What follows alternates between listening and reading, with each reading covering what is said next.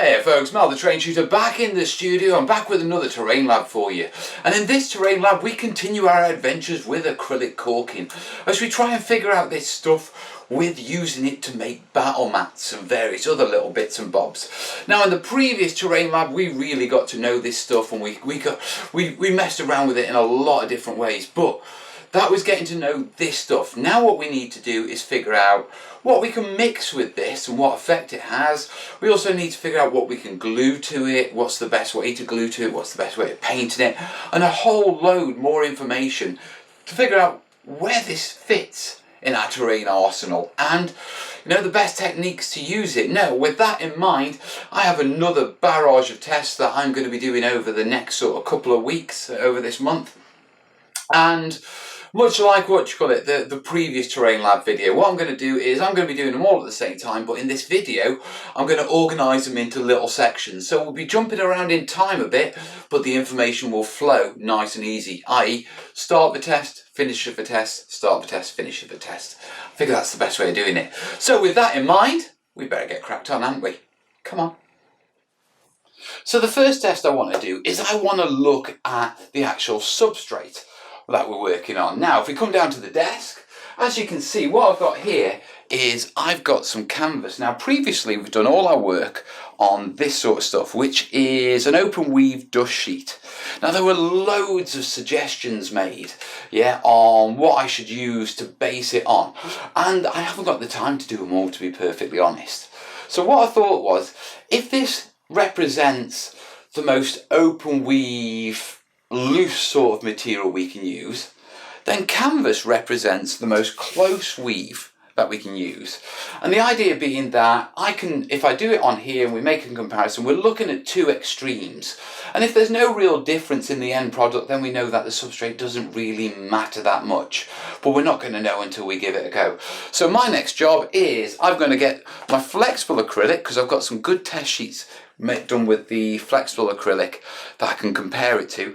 I'm going to smear it out on here, and then we'll let it dry and we'll take the assessment from there. Now you'll notice that it's pinned down on a board. I've got a bit of paper on it as well, that's to catch the overcast so it doesn't stick to the board, and it is a bit smaller, so I'm going to be looking at doing one smooth coat, so I can get a thin application layer.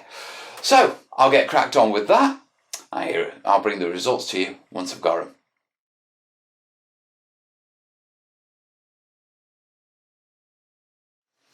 So our materials test is all dry and it's here on our canvas, and straight away, we've got the flexibility, so the canvas hasn't affected that. It's a little bit stiffer than this one, to be truthful, than the material, but the canvas was stiffer anyway. Now the big thing that I've noticed is we've got far better coverage.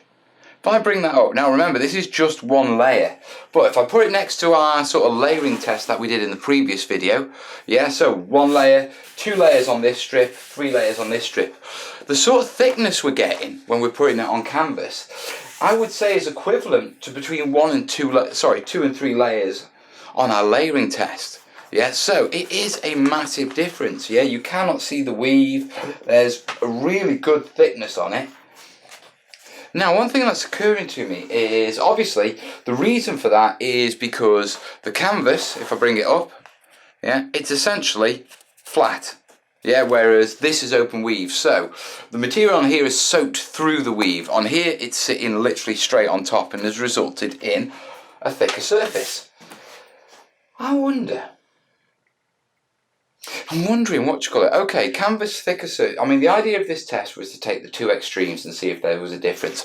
There is a massive difference. Now I'm wondering, canvas would seem the better option, thicker coverage for less acrylic, but canvas for a table size could be quite expensive. I'm not 100% sure, but I'm wondering if we can get something that's a thick material, i.e. it's closed, it's not an open weave, but it is fabric, so it's lighter and it's cheaper to get. And I'm wondering whether Ali in the studios has got anything. Give me a moment. Look what I've got. Thank you to Ali, from Very Berry Handmade. She's one of the textile workers in the studios, but she's given me this bit. She even ironed it for me. But if I bring it up nice and close, really tight weave, essentially exactly the same as the it's nice and taut, there's no flexible, there's no stretchingness in it. Yeah, it's roughly our right size, it's good enough for the test. So my next job is I'm going to I'm going to go and pin this down, etc., and then put some more of this acrylic on it, and we'll see how that comes out. Yeah, because I think it's got the flexibility of the dust sheet, but it's got the thickness of the canvas, and fingers crossed this could be a winner. Yeah, but we won't know until we've tested it. So cracking on time.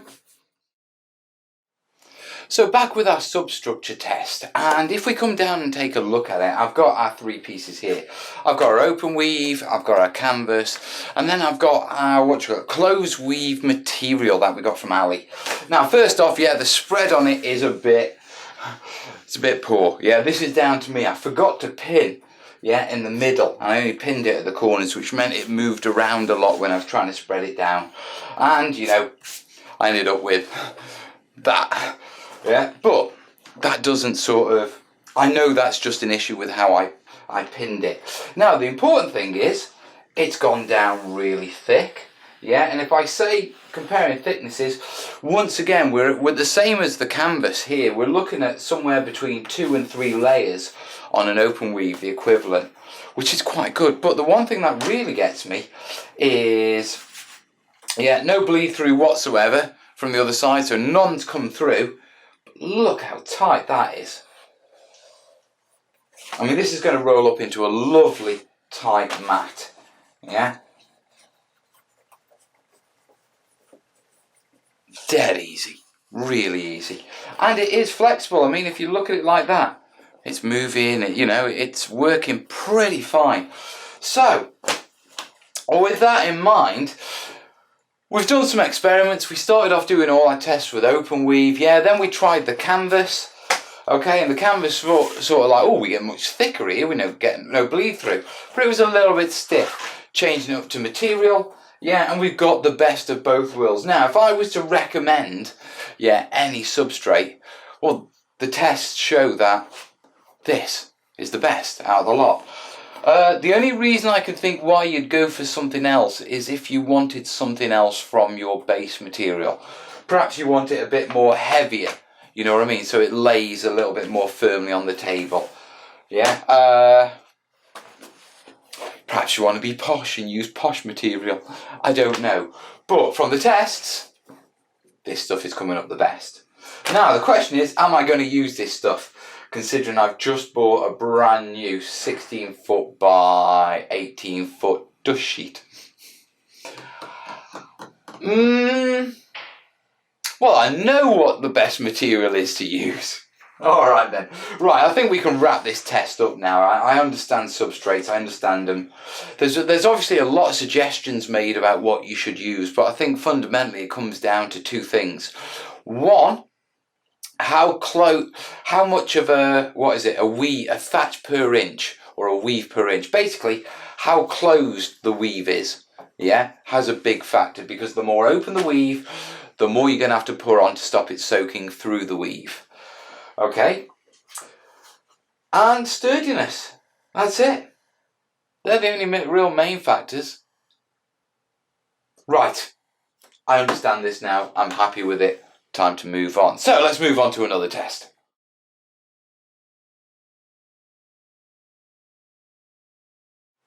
Right, start of another test, guys, and in this test we're looking at tainting. Now, if you remember in the previous sort of terrain lab we did, I tried mixing the acrylic filler, the acrylic caulking, with paint and PVA, and I used quite a volume of it, and the results were pretty horrific, to be perfectly honest. I think they're over there on that shelf at the minute. I'll throw a photo up so you can see.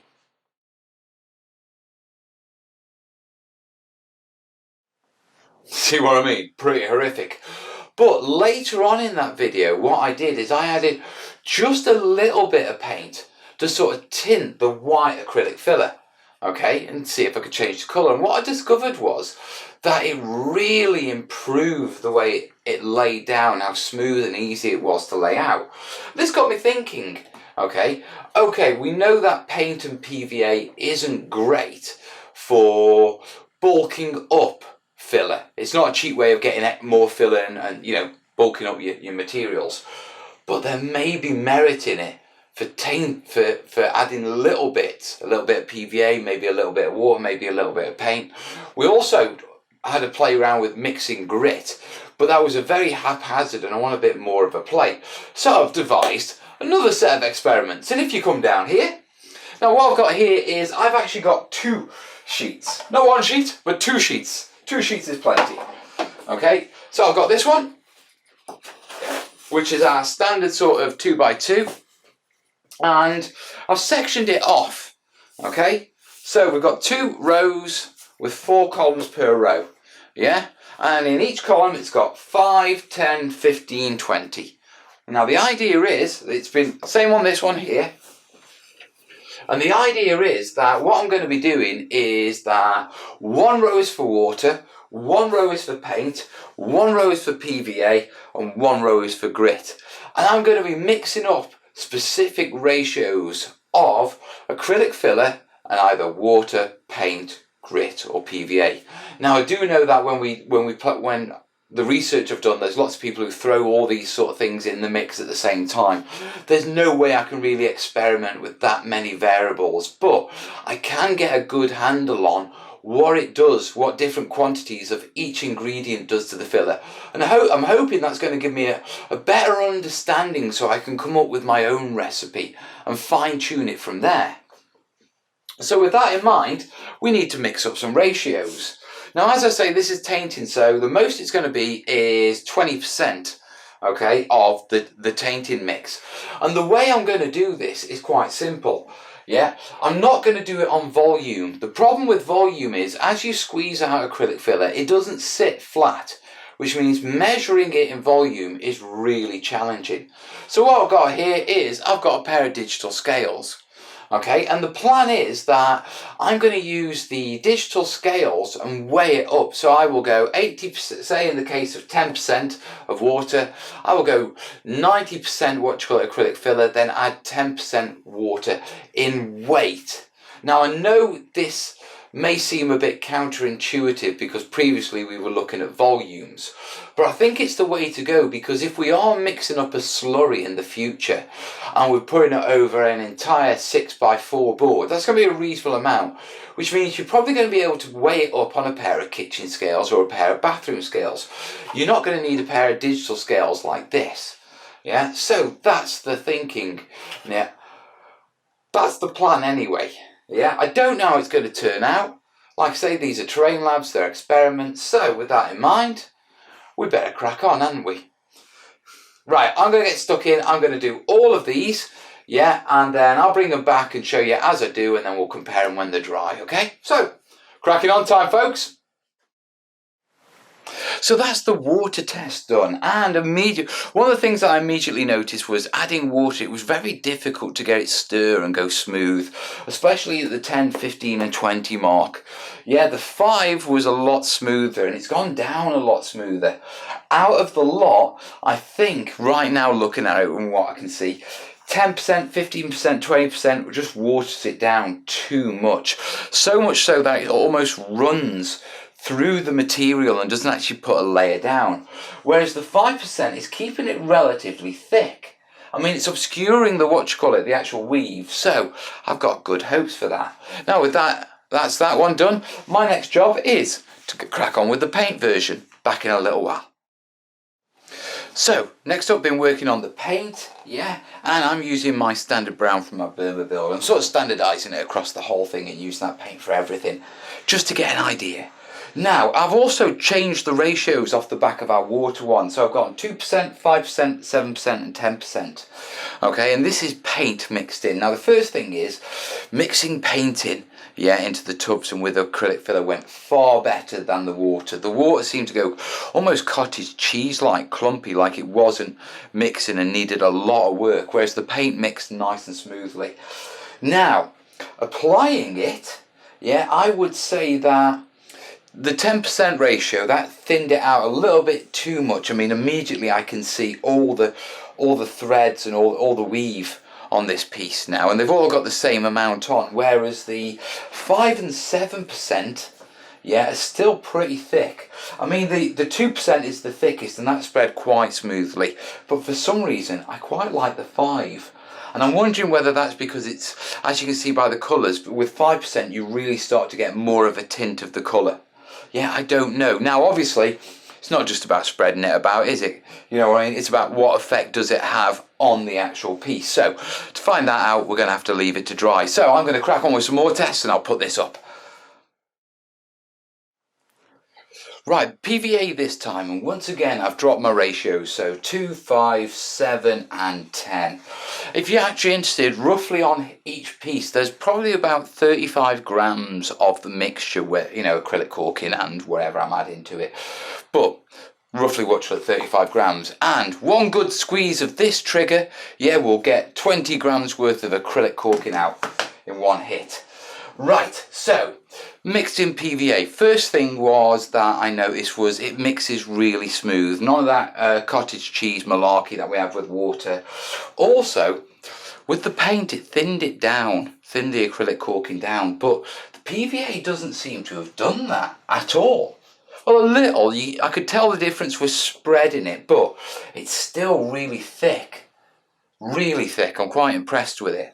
So I'm quite interested with this one, but obviously with PVA what we need to know is not, you know, what it's like wet, it's what it's like dry. So we're going to have to leave these and then we'll have a look at them when they're dry. Now in the meantime, I've got one last test to do on this sheet, yeah, which is grit on here. I'm going to do that by weight as well, although that one might be a bit interesting because it's grit, not a liquid, you know what I mean? So if I have to play with it a little bit, I might have to play. I think I'm going to keep the ratios that I've got at the minute. Yeah, and if they turn out being too much or too little straight from the off, I'll adjust them.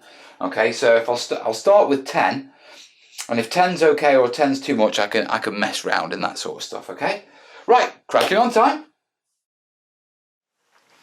Right, that's the grit ones done, and I was right sticking with the original numbers of 5, 10, 15 and 20% volume. Okay, or sorry, weight, percentage weight.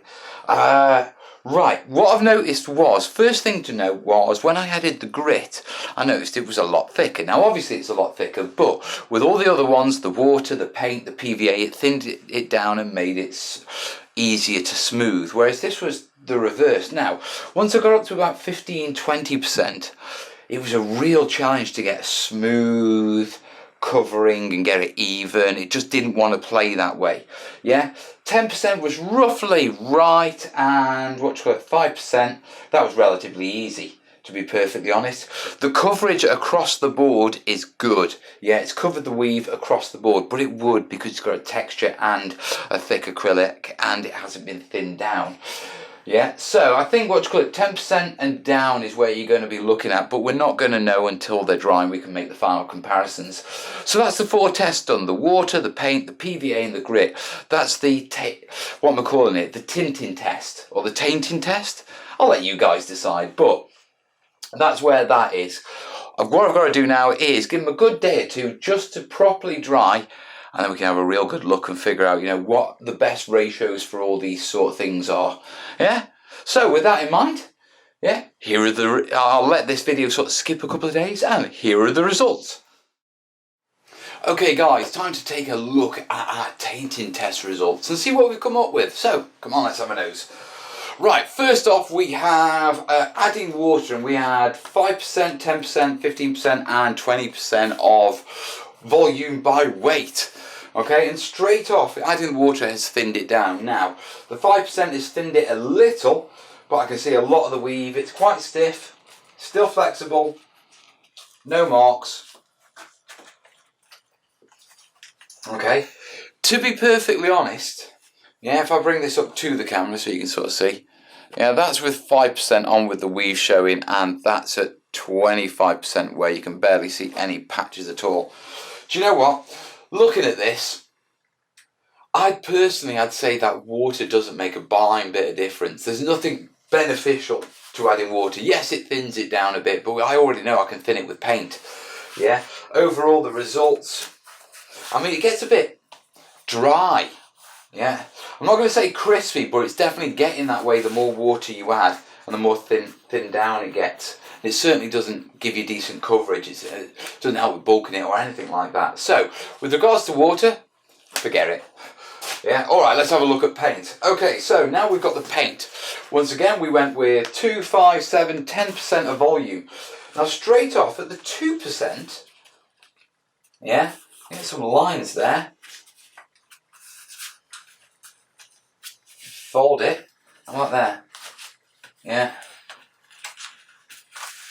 The paint, when you fold it, does mean you're getting a little bit of lining showing through. I mean, they're fading off almost immediately on the thicker parts. Now, when I'm looking at it, yeah, this has the feel most like acrylic filler with the 2%. This very slight taint. The moment you go up, yeah, it's thinning down to a stage where, yes, it's flexible, but you haven't really got the coverage. It's soaking straight through.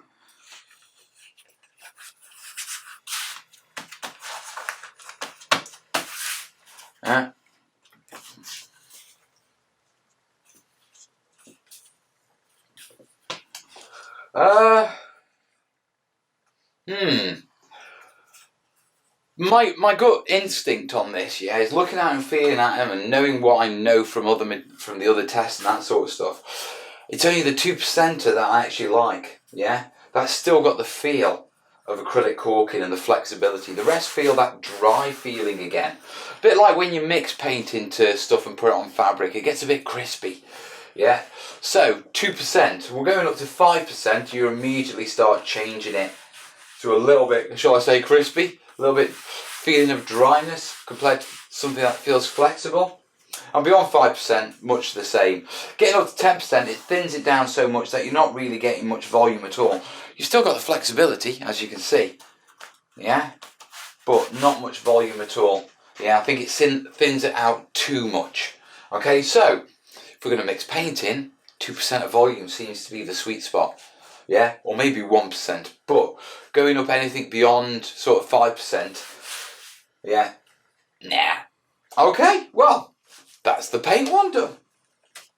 Right, onto the PVA.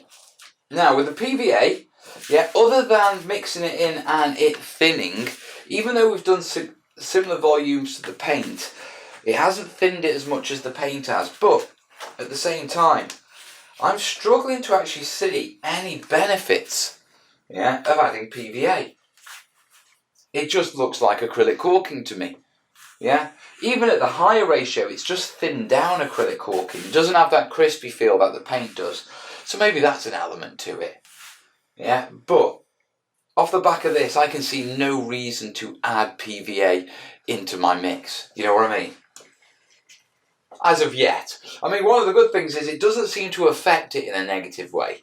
Yeah, so perhaps if you want to throw some in to help things adhere, perhaps if you're making a mix, throwing grit in, which we'll look at in a second, then maybe throw some PVA in. But generally, PVA on its own, I can't see what benefit it actually provides at all. Yeah, because it's just like bog standard acrylic filler. So they are. So that's water and PVA off the mix, so we don't mix those in, and we know we're only going with a light amount of paint if we want to taint it.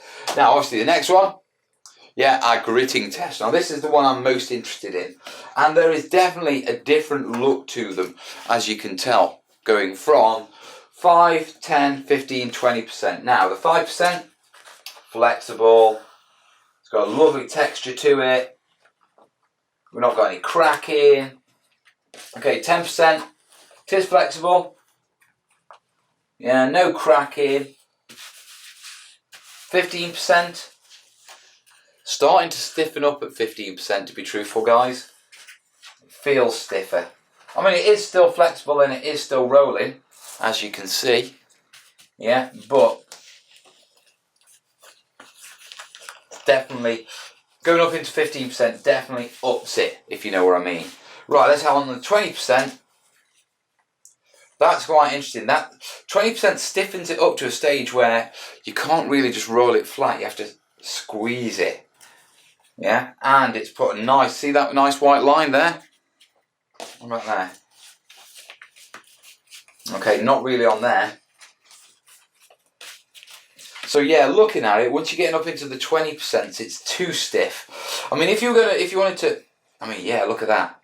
I mean, it will roll, but I think once you start adding paint and all your other stuff onto this, I think we're going to have problems, guys. So I think, yeah, for me, I would personally say, if you're adding grit and that sort of stuff in, you're going to be looking at about 10% volume. Now, just before we wind these tests up, yeah, quite interesting. So water and PVA, forget it. Oh, pardon me. Paint, yes, but it needs to be kept very small amounts.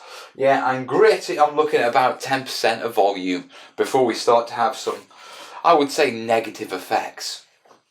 Now, obviously, this is using the acrylic filler. I've got the grit, I've got the PVA and the paint I've got. Yours might be different, but technically these should serve as a guide, yeah, for you to work off. Right, that's interesting enough. Right, with that in mind, time to move on to some more tests. Let's crack on. Right, next test, guys, and I'm calling this the texture test. Off the back of the stuff that we did in the old videos, we had a play around with trying to adhere and trying to stipple and that sort of stuff. And I just want to cap that stuff off. Okay, so if we look down, what I've basically got is, I've got my grit, I've got my caulk, I've got my scales, I've got a, a little plastic tub to mix in, and I've got my paint. Now, I've already figured out that, you know, a little touch of paint, 2%, really helps it sort of smooth out whilst keeping the volume.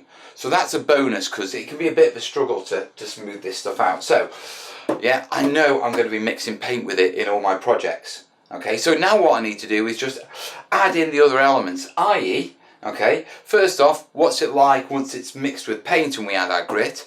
Also, what's it like to stipple once we've added our grit? And also, before we add our grit, someone in the comments on the last video said that what they do is they pour grit on while it's wet and they press it down and it adheres really well. Now, when I did my experiments and I sprinkled it on, I didn't get that good of adherence.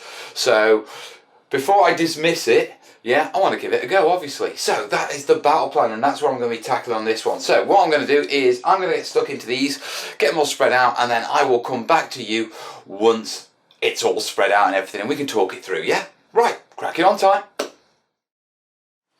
Right, everything's applied now. Over here, the sand has gone on, I pressed it down, and you can see where the dampness has soaked through once I've let the excess fall off, and it has adhered. Yeah, how well it adheres, don't know, we'll know when it dries. Right, going over to the stippling test, and with the stippling test, I stippled it with a house brush here, and that got reasonably good, quite fine stipple results on that. Yeah, I did the plastic bag thing here once again. Yeah, we've got good stipple, good peaking, but we got those ridges in between them again, which is a little bit unrealistic. So out the stippling, I am liking the brush more than the bag. Okay, and then finally what I decided to do was very quickly just run one of those green stuff texture rollers, yeah, across the top of here. I know it works in neat, acrylic filler. I didn't know about once we'd watered it down a little bit with paint, whether it would. And finally over here we've got 5% mixture of grit. So there's 2% paint, 5% grit, and 93% acrylic filler on this one. It went down really smooth, spread. It was quite bulky as well, to be truthful. Yeah. You can definitely see the texture on it. Yeah, you can't see anything underneath it, so we're just going to have to see how this goes until it dries. Yeah, so I'll come back when this is dry, guys. So back with our texture testing, and so if we come down to the table, 3 tests. We've got the one where we applied our slightly thinned down acrylic filler onto the weave, yeah, and then poured sand on and pressed it on. Yeah, we've got one where we applied it on neat, and then did some stippling and some texture work, and then we've got some which we mixed the grit into the mix with this one. So first impressions, okay, stiff. Yeah, adding any sort of grit into the mix definitely stiffen things up. Okay, now if we come along and we go with the sand one first. Now it has adhered, and it is actually stuck down quite well. Pressing it in has made a big difference. Can we? Yeah, it has made a big difference with that. I cannot rub that off. Yeah, now that's important because we know adding PVA to the mix can stiffen things up. So being able to add that just straight onto the acrylic filler works treat. Now, it's slightly stiffer to roll, but we were expecting that. Okay, so I think there's mileage in that, to be perfectly honest. Maybe for paths and stuff like that, but there is definitely mileage in it. And it's worthy of more play. So, thank you for recommending it, whoever you were. Right, if we move on to our stippled one. Now, first off, we only put a single coat on this. Okay, and where we stippled it with a brush, we've got a lovely texture, but unfortunately, because the mat's actually, the actual coating's too thin, we can see the weave underneath it. I think that would be resolved with quite a tight closed knit material. Going up to the plastic bag, yes, it's stippled, yeah, but it's got those sort of wavy stipples, and I'm not a big fan of those. So between a brush and a plastic bag, I would go with a brush every time. Now, moving up to our textured roller.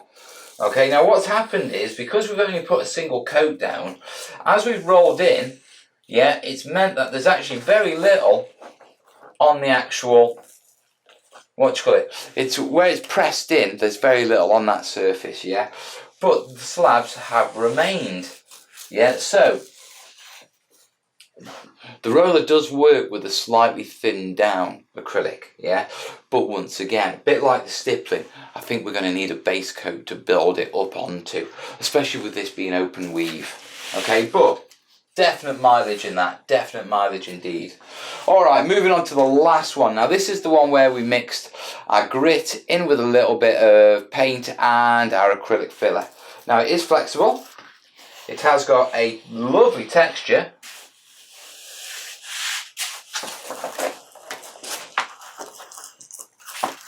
I mean, if you fold it over quite hard, you are getting those white lines, yeah, do you see?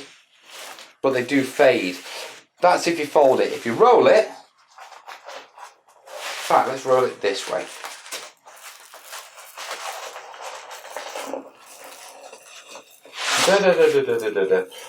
Now it is rolling, see, so you would be able to roll a mat with this, no worries. And then if we roll it back out, no permanent marks or damage at all. Yeah, we've got that thing where we've got the loose sand working off there, so perhaps that isn't as fixed as I expected it to be, but then again, that could just simply be because it needs sealing and that sort of stuff. So what to take from this? I think laying sand and grit down onto wet acrylic filler is viable, but I wouldn't do it over a large area because I think it stiffens it up a bit too much. Okay, paths, yes. Entire areas, probably not. Moving on to the stippling, yeah, a brush produces better results than a bag, okay, but it does need to be on top of another layer for the best results. I mean, it could paint through. I'm just concerned you'd see that the weave once you painted through it. Okay, the roller works when it's working with slightly thinned down acrylic filler compared to when we did it on the neat stuff. But to be perfectly honest, yeah, it does work. I just think, you know, it's going to need to go on top of a base coat. And then finally, mixing in our tint, a little bit of grit, and spreading it all out. Really nice. Works a treat. And it's exactly what you want. And more importantly, it's a good even covering considering this is an open weave material. Yeah. And we've only gone over it with one layer. We've got a solid covering. So, I think that's a win, guys. I think we've definitely come away. We've ruled out the bag. I'm not a friend of the bag, to be perfectly honest. It does stipple, I just don't like how it does the wave patterns, to be perfectly honest. That being said, might be good for water. Okay.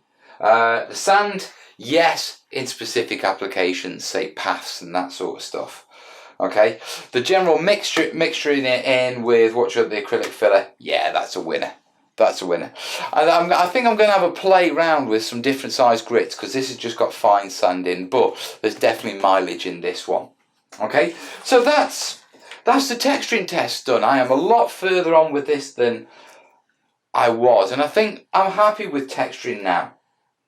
Okay, so let's crack on with some more tests, eh? So, time for another test, and in this test we're going to be looking at flexible rivers, or the materials we can use to make flexible rivers. So, come on down. Okay, so here I've got one of my sheets. Yeah, I've prepared it. I've mixed in a cheap, acrylic filler with a little bit of paint. Yeah, just a touch, just smooth it out. And then if you can see these tracks, I've sort of dropped these tracks in. And basically these are furrows. Okay, so I've got a bit of a lip either side. Not a massive lip, okay, but a lip nonetheless. And what we've got is, we've got gallery glass, okay, which is an acrylic translucent flexible liquid that dries into like a film. We've got Woolen Scenics realistic water, Vallejo still water, Vallejo water effects. Now this is quite tough, yeah, and can hold ridges, but when I've played with it in the past, it has been, ultimately, if you put it down thin enough, it is relatively flexible. So we'll give that a go. And then finally, yeah, we've got clear silicone, flexible silicone for the bathroom. And we're going to give those 3 a go. So my next job is I'm going to apply these down, which should be relatively easy. And then we'll have a look at them, and then we'll let them cure and see how flexible they are, yeah? All right, let's crack on. So they're all on now, and if we take a quick look, gallery glass, realistic water, still water, water effects, silicone. Okay, the gallery glass went on quite well. It's quite opaque at the minute, but I know this stuff dries clear. Yeah, the realistic water and still water, both pretty much the same. Yeah, went down, poured really easy, spread really easy, and self-leveled. Okay, obviously the water effects is a gel, so I had to spatula that on. Yeah, a little bit challenging. I've gone thin. We'll see how it comes out. Okay, and then finally, the silicone, yeah, which is giving off a hell of a whiff, a bit of a vinegary whiff, yeah, but I had to really sort of layer this down and then stipple it with my spatula, yeah, to get the effect I was after. But that's them down. What we need to do is see what they look like dry, don't we? So, let's see them dry, eh? So all dry now, and time to take a look at the results. So if we come down, yeah, so as you can see, a myriad of colours. Yeah, now, straight off, they've all dried pretty well. Yeah, that still feels a little tacky, so that might have a little bit more curing in it. Yeah, and looking at it, it's still got to go a little bit more translucent than that, but it's cured enough for us to work out a test. Okay, now, straight off, you'll notice this light patch down here. Okay, this is where there was, it ran down and it pooled. Okay, and it's sort of, the lightness is where it's reactivated the acrylic filler. Okay, so that's something to bear in mind with larger pours. But where it's gone in on thin, it's dried pretty quickly. Okay, now, but the important thing is, what are they like when it comes to flexibility? Because that's what we're interested in. Can we make what sort of things can we use to make flexible rivers and to put rivers on these battle boards? And so the only thing left to do is let's cut them out.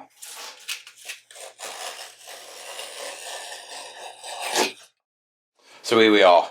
Yeah, I've cut all the strips out, and before you ask, yes, there will be a flexible road and rivers tutorial coming sometime in the next month or 2. Yeah, as obviously, you know, I'm pretty much nailing this now and I'm getting it all down, I'm understanding it. Okay, so the gallery glass first. Yeah, it's a bit old school wargamey, isn't it, as a colour? Okay, but yeah, it is completely flexible. On a separate note, I am liking the plastic backed pieces of our substructure. Yeah, so really nice. Okay, next one. This was the Woolen Scenics realistic water. Yeah, it's gone down smooth. Yeah, it's got a nice gloss to it. Once again, flexible. Yeah. I'd probably consider this for more of like muddy roads and perhaps small puddles, swamp water, that sort of stuff. Because it doesn't have the texture for river, does it?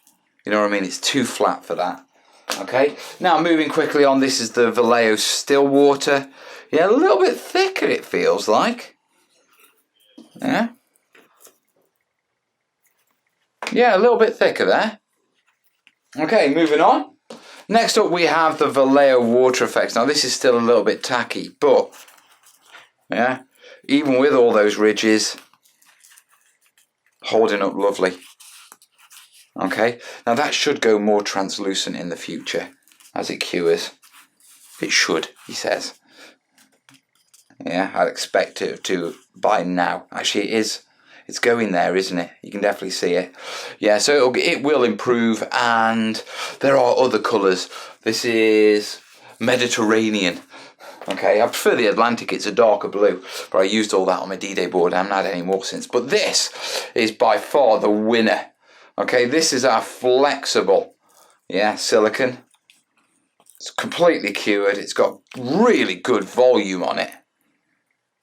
Yeah, now this was just a quick mess with a spatula, but with a little bit of play, and yeah, I reckon I'll be able to get wave effects and that sort of stuff. Yeah, but it is really durable, works really well.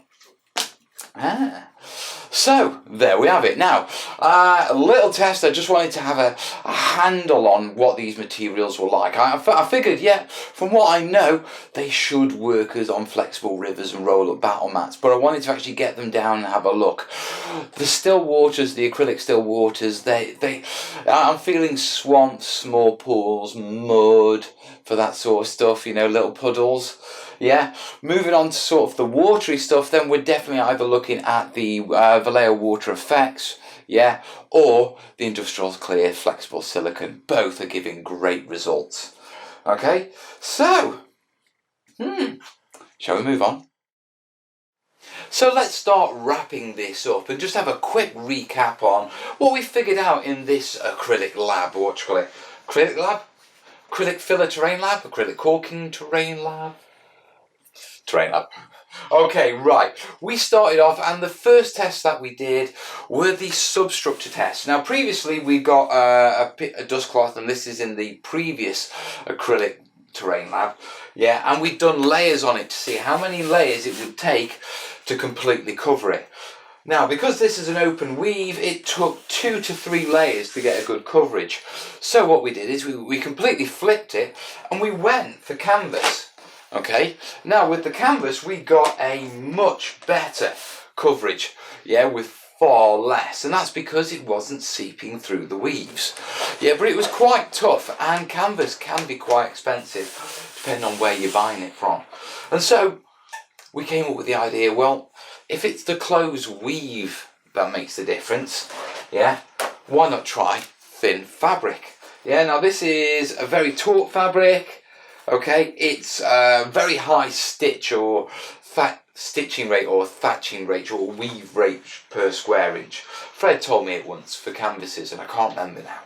Yeah, but it took, because it was really closed, it took very little to actually, to actually get a solid covering. So with regards to moving forward off the back of these tests, yeah, a nice taut, high stitch weave material is the best substructure, yeah, for this stuff by far. Okay, also I'm noticing I'm getting no issues with warping with things like this. Yeah, you'll notice it's curving up at the edges just a little. Okay, but with this, none of that, none at all, not even the slightest hint. I like that a lot. Yeah, I think I understand why. I'm just struggling to put it into words, but I think it's the more rigid structures are, the more likely they are to warp. Yeah, I can't put it into words. I'll have to see if I can think of a better way of explaining it for a future bit. Yeah, but I think I know why, but I like this one. Now, moving on from our substructure tests, we wanted to look at tainting. Okay, and so the first thing we did was we looked at tainting with water. And to be perfectly honest, yeah, forget that. Just don't bother. Yeah, it doesn't mix properly. It doesn't lay down properly, and I don't see what you gain from it at all. At all. Now, the next one that we looked at, yeah, which was the PVA, and to be perfectly honest, there wasn't much difference once they dried between putting normal acrylic filler down and putting acrylic filler with PVA in. Even different ratios of PVA. Okay, the only sort of token sort of thing I can take away from PVA that may be a bonus is that when when you add it and it's in the liquid form, yeah, before you lay it down, it just thin it down a little, which makes it easier to put down. Okay, so it's worth bearing in mind a bit of PVA to thin it down. If you're looking to thin it for spreading and you don't want to add paint and you certainly don't want to add water, a little bit of PVA would work rather well without actually affecting, yeah, what the actual acrylic filler does. Yeah, so with regards to our PVA painting tests, yeah, all pretty much the same. I think PVA is the thinning agent. That's what I've learned off this one. Right, our paint tests. Above all, with our paint tests, yeah, one paint acted as a thinning agent. So if you look down here, you can see it starts to thin more and more down until we get to this side. Now the other side of the paint is sort of dries and crisps it once you get into the sort of 5, 7 and 10 mark. It's not too bad at the 2 mark. Yeah, it's okay. So if you don't want to use PVA and fancy using a little bit of paint to either tint it or to thin it down, 2% is around about 2% in weight volume, you know, 2% weight, yeah, which is what I did it in. That looks to be the sweet spot. Okay, I'm noticing a trend with acrylic filler, and that's the more you mess with it and mix other stuff in, the further it goes away from what the acrylic filler is supposed to do. Now that makes perfect sense because you're diluting it down with something.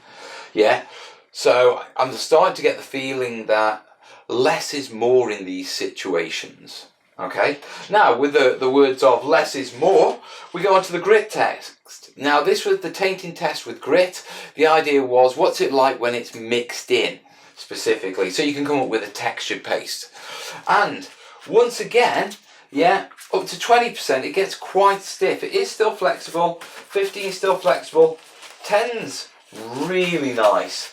I mean, you can get away with 5%. That will texture up perfectly fine and give you a textured surface. Yeah, but you're looking at 5-10% weight. Okay, and I'm using very sharp sand on this. I've got no larger bits in it. Okay, but 5-10% if you're mixing grit in. Okay, so we didn't just want to have a look at it from the point of mixing the grit in. We also wanted to look at a few different texturing techniques. So if we come down, yeah, we've got the grit laid down and then pressed in. We've got a couple of stippling techniques, yeah, and then we've got another play with the grit and the PVA all mixed in, yeah. So, yeah, grit pressed down and on it, it is still really in firm. Yeah, it's wiggled a bit as I was messing around with it before it fully cured, but that's really nice. The only downside is it does stiffen it up quite significantly.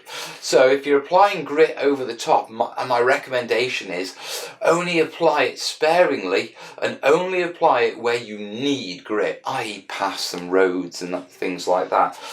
If you're going to be painting over it or flocking over it or doing anything like that, don't bother adding extra grit. Now moving on to our stippling. Stippling with a carrier bag, which was our middle one. We discounted that because you get the joined up wavy sort of peak ridges. Yeah, and I don't like that. It doesn't look natural at all. Yeah, with regards to the stippling with a brush, that's quite nice. Yeah, and doesn't affect the flexibility because we're not actually mixing anything in. With regards to running over the Green Stuff World rollers over it, yeah, works perfectly fine.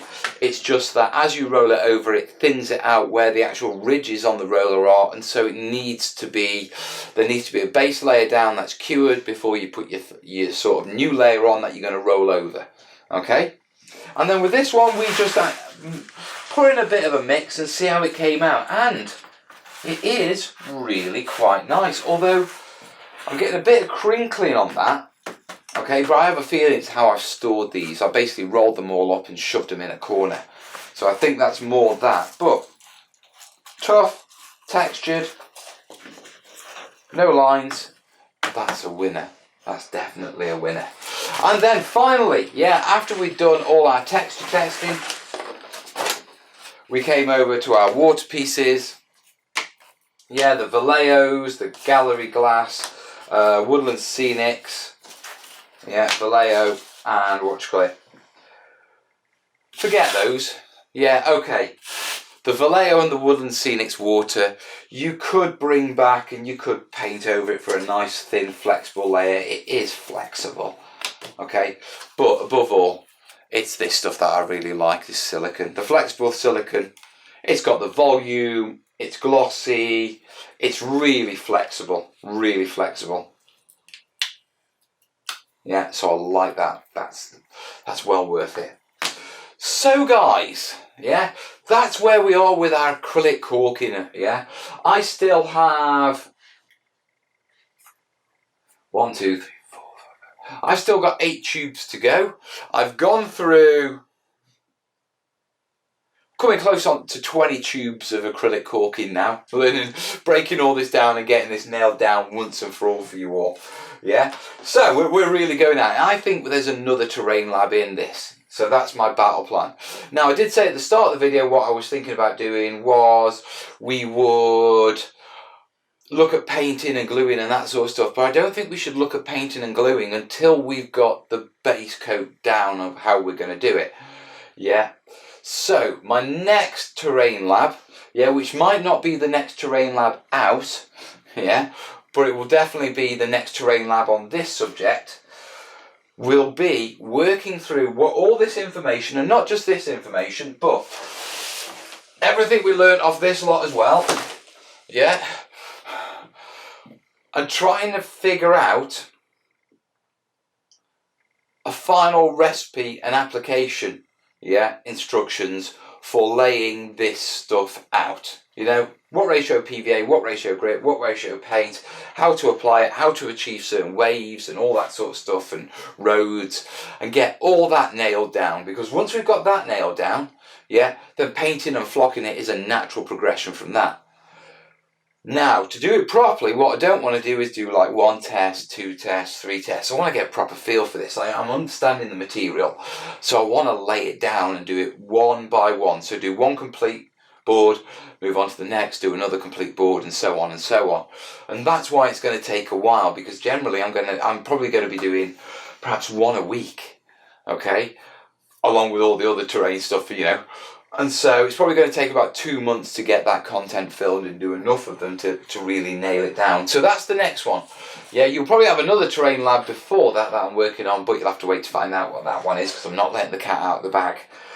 So guys, we're getting to know it. We're really starting to understand it and get ratios now, and I'm starting to understand it. So I can see that, you know, off the back of all these experiments and the teddy bear fur, when we get through all that stuff, we'll be looking at battlemats, flexible roads, flexible rivers, maybe a back to basics on acrylic filler and covering the lot. Yeah, I'm going to be revisiting the Burma board. So there's probably about 5, 6 tutorials that will be coming off the back of this. Yeah, once we get it all nailed down. And the other bonus is, once we get it all nailed down, I'll know it inside out, so I'll be able to answer your questions, give you the right advice, and you'll know it inside out, so you'll be able to use it in your projects. So, right, obviously we've got another terrain lab coming up. Any questions that you want me to have a look at, substances, techniques off the back of this video, off the back of the previous video, yeah, get them in the comments, guys. Any suggestions, if you're working with this, give me your ratios. What are you mixing it as? And I'll do a few tests, okay? This is where we play together, you know what I mean? I like playing, and I like playing with you guys. Okay, so time to wrap it up. So obviously, yeah, get your information down below. Obviously, like it, share it, and as always, guys, if you do appreciate what we're doing here, you know, and trying to improve the hobby for everyone, yeah, you can always support the channel. Yeah, you can jump on Patreon in one of those corners. Yeah, you can jump on PayPal down in the description. Either one, you know, they all help keep the lights on, the cameras rolling, and me doing all this sort of stuff for you, okay? And then finally, there's a couple of videos you can catch up on acrylic filler, and I will see you in my next video real soon. Yeah, which won't be an acrylic filler terrain lab, because that's going to be a lot of work. Thanks, guys. Ta-da.